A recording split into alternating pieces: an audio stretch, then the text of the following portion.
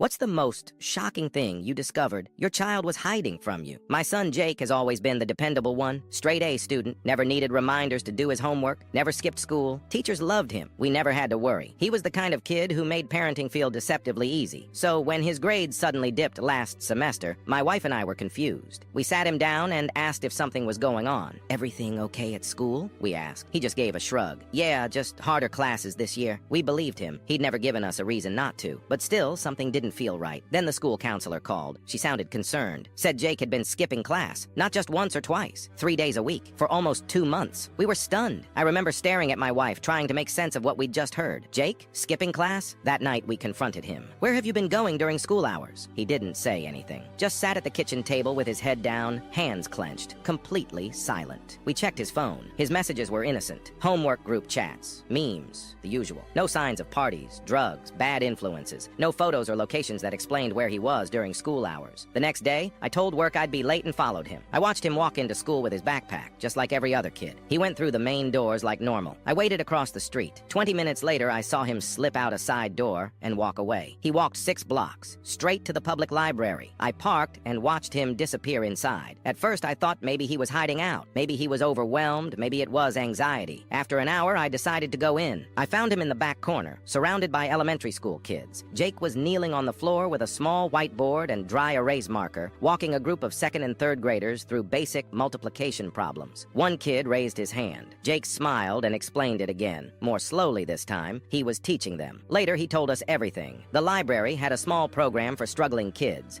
whose parents couldn't afford tutoring, many of whom were already behind in school. Jake had volunteered there over the summer. When the school year started, the coordinator told him they didn't have enough help during weekday mornings, so he kept showing up. 3 days a week, he skipped his own classes to come teach kids who had no one else. No one asked him to. No one paid him. He just couldn't walk away. "These kids were going to fail," he said through tears. Nobody else was helping them. He hadn't told us because he thought we'd be angry. And to be honest, we were, for a moment. But that quickly gave way to something else entirely. We met with the school counselor again. Once they understood what he was doing, they helped set up an independent study program. He could make up missed work, keep his grades up, and officially tutor as part of a volunteer elective. His grades recovered. He's still at the library 3 mornings a week. The kids adore him. He prints out sticker charts and makes little flashcards. He even started bringing snacks on Fridays with his own allowance. We always knew Jake was smart. We just didn't know he was this kind of good.